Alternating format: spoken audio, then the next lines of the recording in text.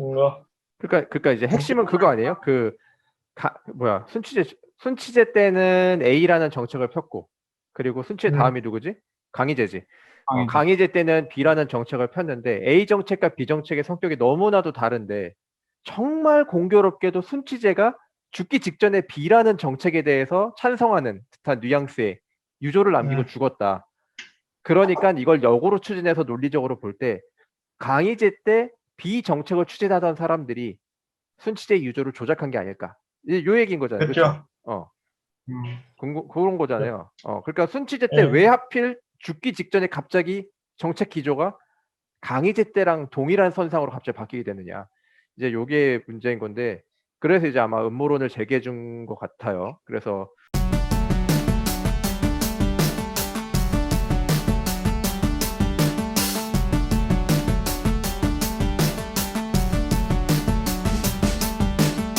오늘 제가 갖고 온 한 줌의 타조는 순치 대청태조 장황제수록에 나오는 순치제가 한 말입니다. 순치제는 청나라 제 3대 황제이고요. 청나라가 이제 중원을 정복할 때 처음 황제가 되었던 사람입니다. 네, 그 사람이 이제 어떤 말을 했냐 보면 김은 이미 과오가 있음을 알고 그때마다 스스로를 책망하여 뉘우쳤으나 헛되이 공허한 문장만 풍랑하고 반성하며 고치지 못하여 잘못의 실마리가 나날이 쌓여가서 허물이 점점 많아졌으니 이것이 짐의 죄 한 가지이다. 그러니까 자기 자신을 반성하는 반성문이라고 할 수 있는데 뭐 황제들이 자기 반성을 할 수는 있죠. 뭐 정책을 잘못했다든지 그럴 때 책임이 자기한테 있다고 말하는 황제들도 있었고요. 근데 문제는 이게 바로 이 말이 순치제의 유언이라는 것입니다. 그러니까 자기가 죽으면서 자기 자신의 정책에 대해서 반성을 한다는 건데, 이게 이 유교가 쓰여질 당시 배경을 보면 1661년 1월 7일에 순치제가 사망을 합니다. 공직 타인은 천연부인데 야사에서는 스님이 됐다라는 이야기도 존재합니다. 왜냐면 이 사람이 매우 좋아했던 후궁이 한 명이 있었는데 그 후궁이 죽고 나서 정치의 뜻을 잃고 이제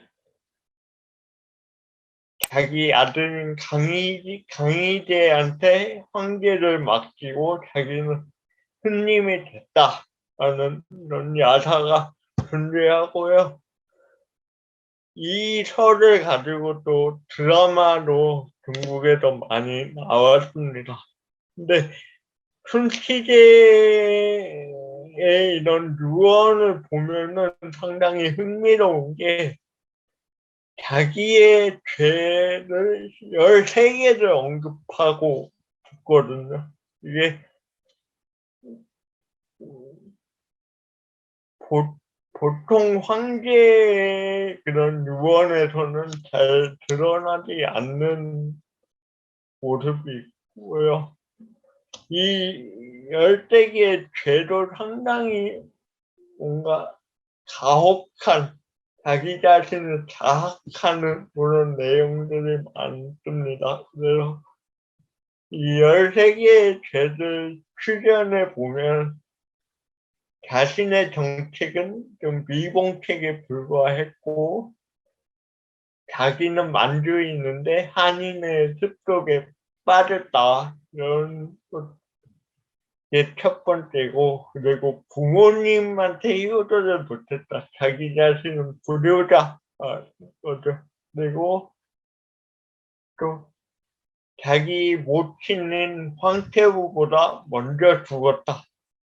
그러니까 부모보다 먼저 죽었기 때문에 또 불효자이다. 그런 논리고, 또 자기의 친척인 이 종실들에게 대우를 제대로 못했다.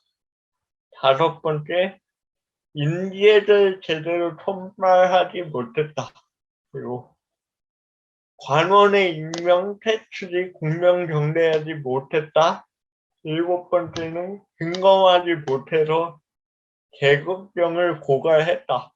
여덟 번째는 쓸데없이 사치를 부렸다. 그리고 아홉 번째는 자기 부인이 죽었을 때 지나치게 애통해했다. 그러니까 황제로서의 그런 품위가 없게 너무 지나치게 애통해했다. 이걸 또 죄로 들었고, 또 열 번째는 황관, 내 시대를 중용했다. 이것도 중국 황제들한테는 상당히 큰 잘못으로 많이 비춰집니다. 이게 중국 사회로 볼 때는 외척과 황관을 중용하는 게 결국은 나라를 멸망시키는 또 큰 일이라고 또 많이 인식을 했고요. 그리고 조회 출석이 적었다. 그러니까 황제가 업무를 보는 걸 조회라고 하는데 조회의 출석이 적었다. 또 죄로 인정을 하고 간언을 잘 받아들이지 않았다고도 자책을 하고 있습니다. 그리고 아까 그 한 줄 사주로 나온 것이 이제 13번째인데 이런 잘못들이 있는데도 반성을 하지 못하고 계속 잘못을 되풀이 있다. 이게 13개의 제 마지막 구절인데 거의 뭐 자기 자신을 다 부정하는 이런 유저를 내리거든요. 거의 그 중국 문화대혁명 때 그런 자아 비판이랑 거의 비슷하다고 볼 수 있는데 근데 저는 이것은 좀 저의 생각입니다. 저의 사견인데 순치제의 유언이 거의 자아 비판 수준인데 근데 순치제가 이 유저를 직접 작성했을까 하는 의문이 듭니다. 왜냐하면 순치제가 병환이 계속 위중한 상황이었고 실록에서도 그 전부터 계속 병이 심해지는 과정이 있었던 걸로 보이거든요. 근데 천연두로 병환이 위중한 상태에서 이렇게 긴 유조를 자기가 직접 작성하거나 말을 할 수 있었을지가 좀 의문이고요. 그리고 전후 상황을 봤을 때 이 손치제 사후에 아들인 강희제가 즉위를 하는데 강희제 나이가 아마 한 9살이었을 겁니다. 너무 어려서 이제 4명의 만주인 보정 대신이 이제 대신 협정을 했는데 오보이, 촉사, 오빌론, 토닌 이렇게 4명의 보정 대신이 집권을 합니다. 근데 문제는 이들의 그 4명의 대신들이 큰 시대의 정책들, 특히 한인 관료들을 중용하거나 황관을 중용하거나 군국식 제도를 적극적으로 받아들인 것에 대해서 상당히 부정적이었고, 큰 시대가 죽고 이들이 집권하면서 이런 순시대의 정책들을 폐기하거든요. 그리고 그동안 조금 억눌려 있었던 만주 귀족들이 권력을 강화하기 시작합니다. 그래서 이런 정황을 봤을 때, 이 춘치제 유언은, 춘치제가 직접 작성했다기보다는 좀 이들 4명의 보정 대신들이 작성했거나 아니면 이들 4명 보정 대신들의 입김이 많이 들어간 유언이 아니었을까 하는 게 제 의견입니다. 그래서 제 한줌날은 여기까지 마치겠습니다.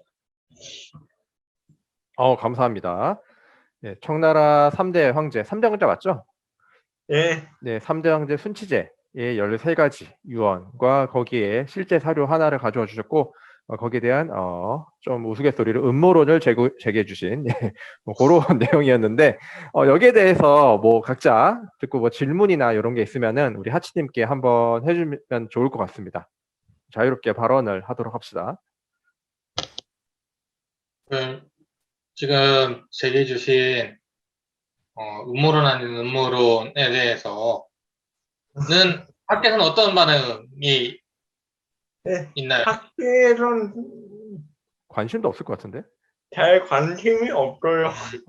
이런 거에 대해서. 다만 그거는 분명해요. 그러니까 춘치제가 죽은 다음에 이 만주인 대신들이 좀 권력을 많이 강화를 했다. 그리고 이들이 경제적으로도 좀 그 중원 지역의 땅도 많이 차지하고 하면서 권력을 강화를 해나갔다. 그런 게 있어요. 보니까 되게 어떻게 보면 유조의 조작서를 이야기한 거잖아요. 네. 굳이 조선에서 비유를 하자면은 그게 있지 않을까. 이제 효종과 송시열이 나눴던 독대의 그렇죠. 실태를 두고 의외로 한국에서는 그거 가지고 이야기는 좀 많이 나오긴 하는 것 같아요. 학계에서. 과연 그 나오죠. 이야기가 정말 사실이었냐, 아니면 이제 송시열이 정말 사실의 기초에 뻥튀기를 많이 친 것인가에 대해서 이야기가 많이 나오는데, 그런 점에서 봤을 때 좀 비슷한 케이스, 동시대에 완전히 없을 법하진 않은 이야기라고 의심할 법한 사례가 있다라는 게 재밌는 것 같아요. 왜냐면 비교할 만한 대상이 이렇게 있는지는 몰랐거든요. 진짜 이런 사례가 있다라도 싶은데. 근데 이것도 뭐 걔 내피셜이고 학계에서는 거의 논의가 안 된 거라서 형님 그냥 정황상이죠. 네. 형님 그 독대 얘기를 조금 간단하게 정리를 해서 얘기해 주시면 좋을 것 같아요. 유명한 얘기지만. 그쵸. 이제 효종이 죽기 얼마 직전에 제가 알기로는 이제 효종 제일 마지막 년쯤에 이제 송시열을 불러들여서 독대를 나눴다라고 했는데 주변에 원래 왕과 신하가 접견을 할 때는 사관도 입시해야 하는데 그것도 주변을 물리치고 문만 열어놓은 채 이제 머리찍이 떨어진 상태에서 이제 송수열과 단둘이서 대화를 했다는데 뭐 대화의 요지는 지금까지 전해진 걸로는 핵심은 그거죠. 송시열은 이제 효종이 이제 북벌의 의지를 가지고 있었고 자신이 생각하고 있는 북벌을 위한 준비 작업에 대해서 국왕 효종이 적극적으로 동조를 했고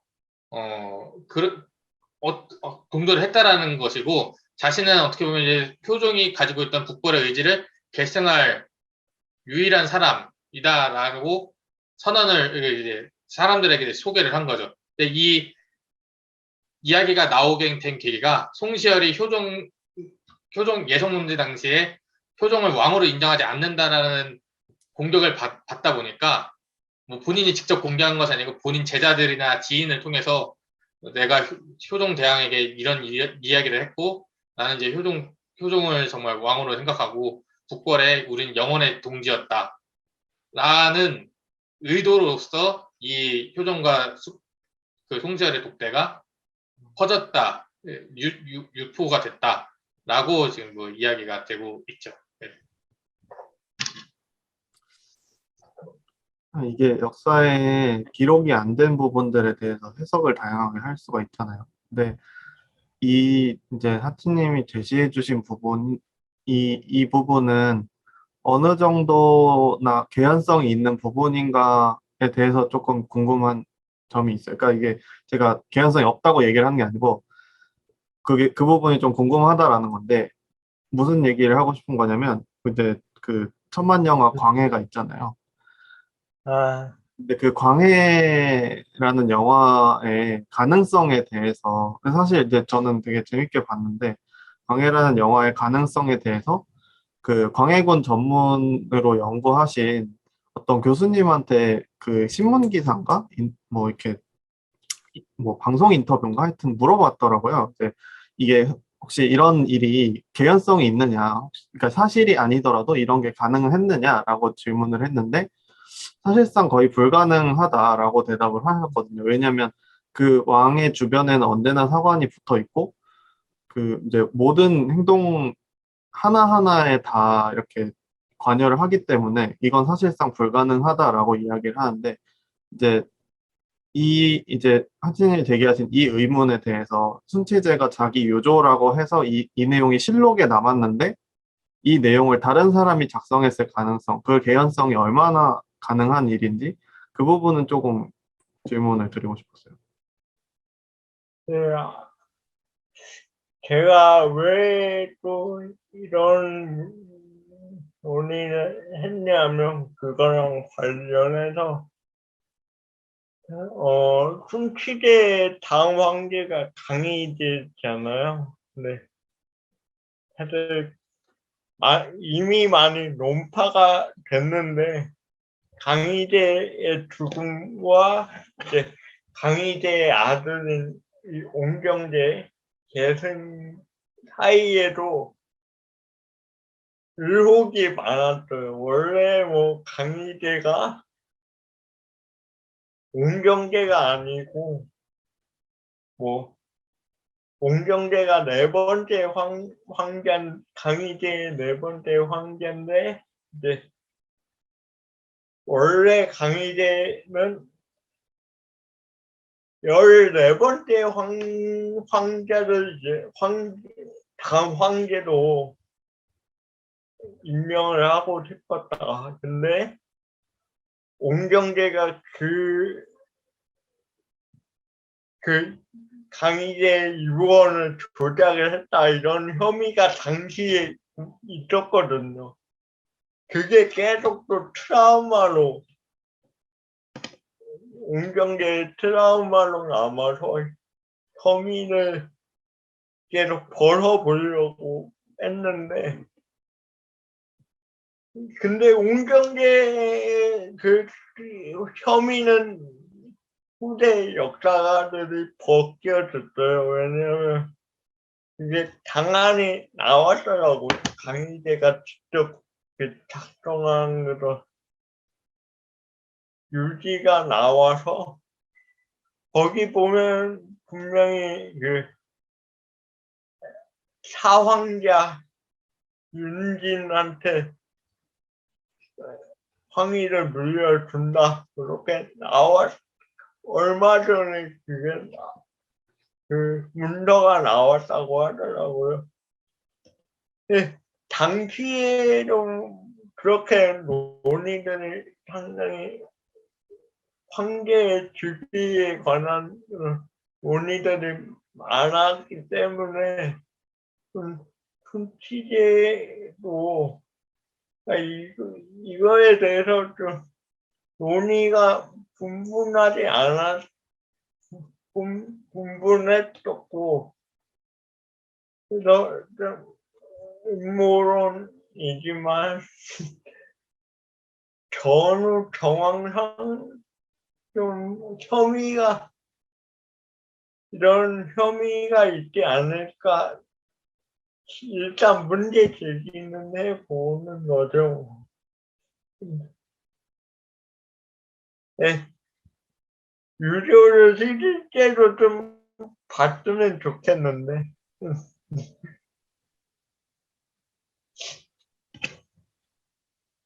그 순치제를 제가 잘 몰라서 그러는데 순치제의 일생을 봤을 때 자신이 말한 저 13개의 죄랑 실제로 반대되는 정책들을 많이 펼쳤었나요?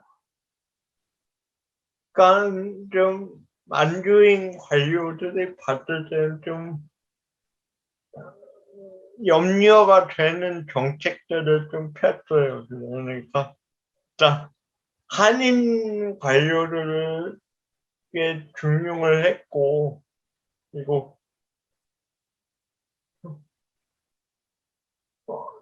황관들을 많이 이용을 했거든요. 뭐 내 13 가문을 설치해서 이제 황관들을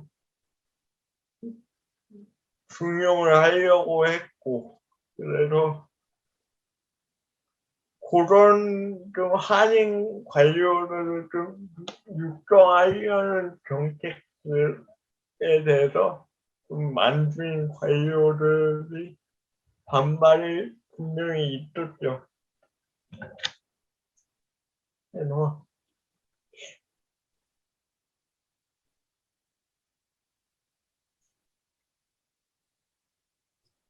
네,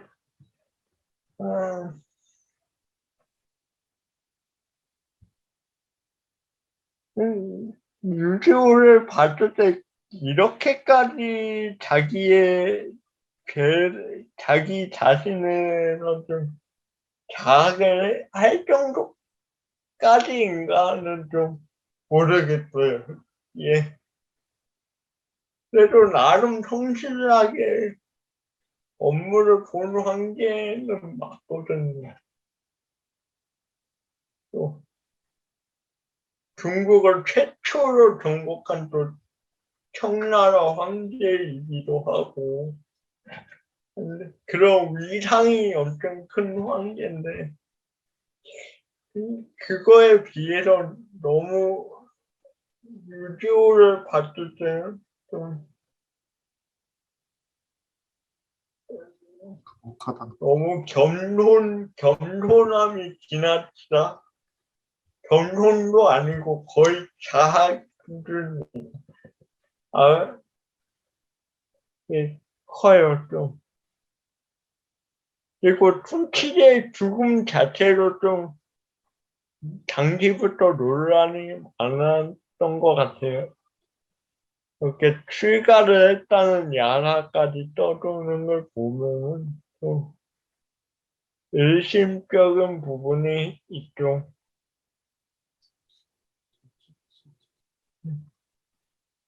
신치제가 아무리 예쁘지어도 8살짜리 아들한테 황제를 맡겨놓고 출가를 했을까 싶기는 한데. 그러게요. 좀 근데 이제 저는 이제 전후 사정을 잘 모르니까 질문을 드리는 건데. 근데 아까 이제 효종과 송시열의 독대하고 이거하고 둘 다 이제 미스테리한 부분이 있는 건데, 저는 이제 조선의 그 전후 사정에 대해서 자세히 모르고 연구사적으로 잘 모르니까. 근데 어쨌든 이 효종과 송시열의 독대를 어떻게 해석하느냐, 그때 당시 어떤 얘기가 있었느냐라고 보느냐에 따라서 그때 당시 효종 사망 전후의 어떤 이제 뭐라고 하죠? 정치 방향? 구도? 어. 정치 구도나 이런 것들에 대한 해석이 달라질 수 있기 때문에, 그러니까 북벌론에 대한 해석이 달라질 수 있기 때문에 이게 좀 관심을 많이 받지 않았을까라는 생각이 들거든요. 근데 이 순치제가 직접 작성한 거냐, 아니면 그 이제 보정대신들이 작성한 거냐라는 부분이 바뀌었을 때, 만약 이게 순치제가 직접 작성한 게 아니고 보정대신들이 작성한 거다라고 했을 때, 그 전후의 역사적인 사실들을 해석하는 데에 큰 변화가 생기나요? 만약에 그렇게 됐다면 이게 많이 관심의 대상이 되지 않았을까라는 생각이 드는데, 그 부분에 대해서. 네. 그 부분은 좀 제가 미처 생각을 하지 못한 부분이네요. 좀,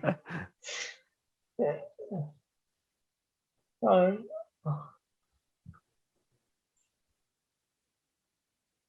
물론 뭐 그렇게 큰 변화를 손치제가 죽기 전과 그 죽은 후에 전국의 변화에는 그렇게 큰 영향을 주지는 않았을 수 있어요. 근데 이 유저를 통해서 보면 그대로 만주인 보정 대신들의 그런 정책의 정당성은 어느 정도 제공을 했다고 생각을 하거든요. 왜냐면 전 황제의 그런 정책들을 뒤집는다는 게 상당히 힘든 일이긴 해요. 이게 뭔가 그러니까 이제 핵심은 그거 아니에요? 순치제 때는 A라는 정책을 폈고, 그리고 순치제 다음이 누구지? 강희제지. 강희제 때는 B라는 정책을 폈는데 A 정책과 B 정책의 성격이 너무나도 다른데, 정말 공교롭게도 순치제가 죽기 직전에 B라는 정책에 대해서 찬성하는 듯한 뉘앙스의 유조를 남기고 죽었다. 그러니까 이걸 역으로 추진해서 논리적으로 볼 때 강희제 때 B 정책을 추진하던 사람들이 순치제 유조를 조작한 게 아닐까. 요 얘기인 거잖아요. 그렇죠. 그렇죠? 음, 그런 거잖아요. 그러니까 순치제 때 예. 왜 하필 죽기 직전에 갑자기 정책 기조가 강희제 때랑 동일한 선상으로 갑자기 바뀌게 되느냐. 이제 요게 문제인 건데, 그래서 이제 아마 음모론을 제기해 준 것 같아요. 그래서 비정책을 펼쳤던 사람들이 유조를 조작한 게 아니냐. 이제 음모론의 기본이죠. 뭔가 설명이 안 되는 거에 있어서 이제 가져와서 설명을 하는 건데, 매우 위험한 작업이긴 한데. 아니야. 근데 음모론 중에서 사실로 밝혀진 게 또 많으니까 이제 그런 논리적인 추론에 근거한 의문 제기는 아주 좋은 거죠. 뭐 사실 뭐 역사가 다 그런 거 아니겠어요? 다 그런 건데, 그래서 아까 전에 저기 개도님인가 누가 했던 질문인데 그게 중요한 것 같아요. 그러니까 유조를 조작하는 게 그 당시 상황에서 실제로 가능하냐? 그러니까 아까 전에 거기에 대해서 하치님께서는 뭐 그 이후에도 비슷한 사례가 있었고 이렇게 약간 논리적 근거를 들어줬는데, 약간 오히려 이런 음모론에 대해서 더 확실한 증거나 아니면 반박 증거를 제시해 줄 때는 아까 말한 것처럼 실제로 이런 게 가능한 약간 디테일한 상황들에 대해 설명들이 조금 있으면 좋지 않을까라는 생각이 들어요. 그래서 유조를 쓸 때 뭐 그런 게 있어요. 뭐 예시예요, 예시. 프랑스 같은 데서는 막 그런 거 많단 말이에요. 왕실에서 비밀스러운 쌍둥이가 출생했다, 막 이런 거 있는데, 그런 것들이 이제 부정되는 이유는 출산을 할 때 한 명이 보지 않고 여러 명의 귀족들이 같이 모여서 봤다는 거예요. 출산 장면을. 그러니까 쌍둥이가 태어났는데 한 명을 바꿔치기 하고 마치 펜트하우스의 심수련처럼 그런 게 이제 불가능하다는 거죠. 그런 상황이 왜냐면은 뭐 간호사만 애를 받고 제왕절개 해가지고 뭐 산모는 마취해 있고 이러면 쌍둥이 바꿔치기가 가능한데 프랑스 사회에서는 그게 안 된다는 거예요. 산모가 죽든 뭐 하든 간에 모든 귀족들이 입회화해 본다는 거죠. 그러면 그럼 바꿔치기 안 된다는 거잖아요. 그래서 유조 같은 것도 예를 들어서 유조를 쓸 때 아까 궤도님이 질문해 줬던 것 같은데 그래서 이게 유조 자체가 실제로 기록이 있는지 그럼 기록이 있다면은 그 유조를 남길 때 사서가 입회를 했는지 혹은 유조를 받아야 되는 사람들이 입회를 했는지 약간 요런 디테일한 그런 상황들 유조 작성 당시에 대한 그런 것들이 조금 더 있으면은 그 하층미의 의문 제기가 조금 더 논리적으로 받아들여질 수 있지 않을까라는 생각이 들긴 하네요. 저는. 네. 그런 걸 좀 예를 들어서 아까 효종 같은 경우는 밝혀주는 네, 아까 효종 자료가 같은 있으면 경우는 뭐지? 굉장히 그게 재밌는 미스테리인 이유가 국왕과 신료 간의 독대가 아예 불가능하진 않아요. 밤에 비밀스럽게 뭐 동부승지나 요렇게 좀 핵심 비서관을 통해 가지고 쪽문으로 이제 들어가게 해 가지고 비밀스럽게 대화를 하고 거기에 대해서 아무런 기록도 남지 않는 그런 상황들이 종종 있고 이유는 알 수 없지만 조선 후기에 특히 많아요. 그래서 그런 것들은 보통 개인 문집에 그런 게 기록으로 남거든요. 그래가지고 뭐 저기 누구냐 숙종 아들 누구야 갑자기 생각이 나네. 경종 영조가 경종을 뭐 간장게장으로 독살했다 뭐 이런 것들 다 이제 문집에서 이렇게 의문제 이제 음모론 제기하고 이런 건데 반대로 말하면은 조선 왕이랑 신료가 비밀스럽게 회동을 한다 밤늦게 이런 게 없는 상황은 아니기 때문에 효종과 이제 송시열의 독대 그리고 거기서 무슨 얘기가 오갔는지 이런 것들에 대한 이제 재미있는 토론들이 현실적으로 타당하고 가능하다.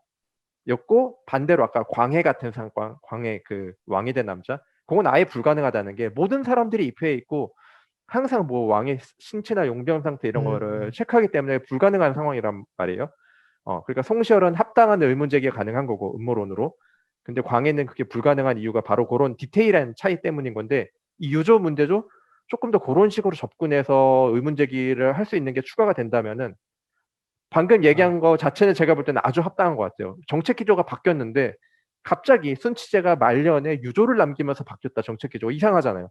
거기에 대한 논리적인 의문 제기가 가능한데 실제 입증을 하려면 그런 디테일한 상황들까지 이제 추가가 되면은 뭐 좋지 않을까 라는 생각을 해보네요. 논문으로 쓸 수도 있을 것 같고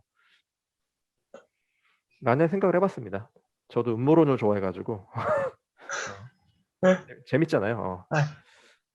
자료를 읽으면 좀 충격적이긴 했어요. 좀 황제가 자기의 죄를 13가지나 얘기하면서 죽는다. 좀 뭔가 아니 근데 저거는 좀 되게 자연스러운 어떤 노인들의 그런 자기 반성? 약간 그런 거 아닌가? 전 좀 자연스러워 보이는데? 이 사람은 노인이 아니에요. 거의 몇 살에? 23? 23살, 24살. 아, 그래요? 그때 그래요? 요절한 사람 중에서 막 그렇게 반성하다 죽은 사람 별로 못 본 것 같긴 한데, 역사 속에서. 그건 좀 특이하긴 하네요, 확실히. 서울대다가 그랬을지도. 그렇죠. 맞아. 또 순치는 또 예민한 감수성을 가지고 있었을 수도 있고. 그러니까 이게 근데 근거가 될 만한 게 사실 유조를 남길 때 어떤 뭐 전례에 따른다, 어떤 예제를 따른다 이런 게 있으면 좀 뒷받침이 될 것 같긴 한데 또 한편으로는 완전 청초잖아요, 이게. 그래가지고 그런 예제를 만들어도 권룡제 때 만들었을 것 같은데 옹정제나 그치. 그러니까 그 예제대로 또 그랬을 거라고 해석하기에도 무리가 있고 무리가 있고. 그런 부분들이 좀 어렵죠, 사실은. 근데 저는 이게 아까랑 연결되는 질문으로 또 한 가지 질문이 있는데 그러면 이제 강희제는 잘 아시잖아요. 강희제의 얼마야? 시세가 길잖아요. 60년이잖아요. 61년. 네. 그러면 그 아까 보정대신들이 이제 섭정을 하던 시기하고 강희제가 통치를 하던 시기하고 정책 기조가 아까 이제 우리가 정책 기조라는 표현을 썼으니까 그거대로 그대로 간다면 정책 기조가 많이 바뀌나요? 많이 바뀌었다는 거 아닌가요?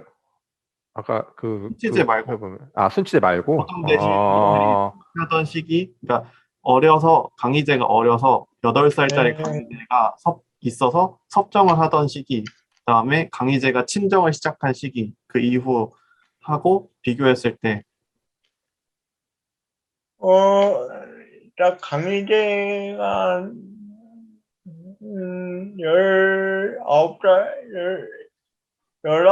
19살보다는 좀 16살인가? 그때 이제 오보이를 죽이는 걸 신경을 하거든. 오보이가 가장 강력한 대신 중 하나였는데, 그때부터 좀, 물론 황과는 중용을 안 해요. 왜냐면 명나라의 전례도 있고 워낙 안 좋게 생각했기 때문에. 대신에 만한 병용책도 많이 펴고 이제 중국 한인들을 좀 중용을 많이 하죠. 많이 하고 그 이전에 비해서는. 그리고 좀 황제 권한을 강화를 시키는 정책들, 예. 아무래도 보정 대신들이 다 죽었으니까 이제 그런 좀 황제 권력을 의정왕 대신 의정왕 대신 회의의 권한을 좀 축소를 시킨다든지 그런, 그리고 황제 자문기구를 좀 강화를 시킨다든지 그런 정책들을 보면은 순치제의 기조랑도 좀 비슷하거든요. 그래서 점을 봤을 때 또 강희제 친정 이전과 친정 후에 정책 기조가 좀 또 바뀌어요. 순치제랑도 조금 비슷해지고.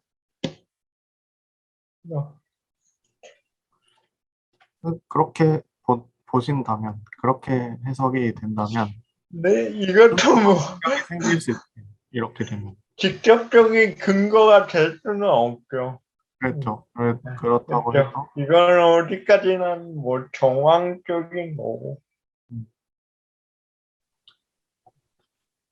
원래 음모론의 꿀잼 포인트는 정황적 증거지, 정황적 증거. 그렇죠. 어. 이게 꼭 그렇잖아요. 이게 어. 우리가 유명한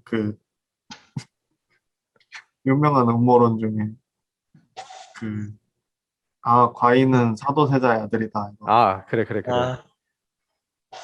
그래서 이제 마치 정조가 자기가 사도세자의 아들이라고 이야기하면서 영조 때 사도세자를 죽이고 노론들을 앞세워서 이렇게 통치를 했던 영조 시대의 그런 통치 기조를 완전히 바꾼 것처럼 누가 말씀을 하셨지만 사실 그게 아니고 나는 사도세자의 아들이긴 하지만 효장세자의 아들이 되었기 때문에 효장세자를 아버지로 삼을 수밖에 없다 이렇게 얘기를 한 거라서 언제 그거를 한 줄 사료로 한번 해야겠어. 어쨌든 이게 참 보정대신이라고 하는 되게 오래전부터 있던 존재잖아요. 한나라 때부터 있던 그런 섭정을 하는 존재랄까? 그런 사람들의 존재하고 얽혀서 이렇게 사료를 어떻게 해석할까라고 생각해 보는 부분들이 상당히 흥미로운 부분이라고 생각을 하는데 때문에 문제는 직접적인 근거를 제가 제시를 잘 못했기 때문에 좀 아쉽네요. 아니야, 근거가 아니야, 있으면 아니야, 누가 아니야. 썼겠죠. 맞아, 맞아. 직접적인 근거가 있으면 누가 벌써 썼겠죠. 그건 그래. 맞아. 그러니까 그냥 문제 제기만 한 거예요. 아니 이런 문제 제기 아주 환영합니다. 아주 재밌는데. 이건 논문은 못 되어도 드라마는 될 수 있겠어. 유튜브는 될 수 있다. 대하사를. 근데 재밌는 거 있어요. 중국에서 강의용정 관련가지고 소설로 나오고 이제 드라마로도 나오거든요. 강의 대대란 드라마를 보면 거기서는 순치제가 출가했다고 나와요. 출가했단 야사를 채택하고 유도를 누가 작성하냐? 순치제 어머니가 작성을 해요. 너무 화나가지고 진짜 어떻게 여자 하나 때문에 그걸 할 수가 있느냐. 출가를 하냐 해가지고 막 엄청 화나하면서 막 아니 그 경우엔 본인이 썼다고 해야 더 말이 되는 거 아닌가? 그 자식의 죄를 막 불러요. 순치제 죄다 받아 적으라. 막 그러면서 첫째 죄는 뭐고 둘째 죄는 뭐고 그렇게 작성을 하는 거로 나오거든요. 재밌게 봤는데. 아니 이렇게 죄를 많이 지었으니까 나는 출가해가지고 부처님께 귀의하겠다. 뭐 이렇게 되면 말이 되네. 실제로 근데 순치제가 불교에 상당히 관심이 많았던 건 사실이에요. 실제로 스님이 되고 싶다고 하는 시도 남겼다고 하더라고요. 순치제가. 그래서 그런 야사가 생겼구만. 그래서 오케이. 그러면은 오늘 또 시간이 꽤 됐으니까 여기까지 하도록 할까요? 네, 좋습니다. 그러면은 오늘 순치제 유조라는 건 그거 이제 일반 사람들한테 이제 유언 같은 건데 그거에서 생긴 의문점을 가지고 약간 재밌는 음모론 아닌 음모론을 이제 제시해 주셨는데 요런 거 아주 대환영입니다. 또 이런 게 이제 아주 중요한 또 시쳇말로 떡밥 아니겠습니까? 역사에서. 예, 이런 떡밥 앞으로도 자주자주 가져와 주시기 바랍니다. 네. 그러면은 오늘 밤늦게까지 수고해 주신 우리 대역자인 멤버들 모두 고생하셨고 오늘은 여기서 마치도록 하겠습니다. 모두 수고하셨습니다.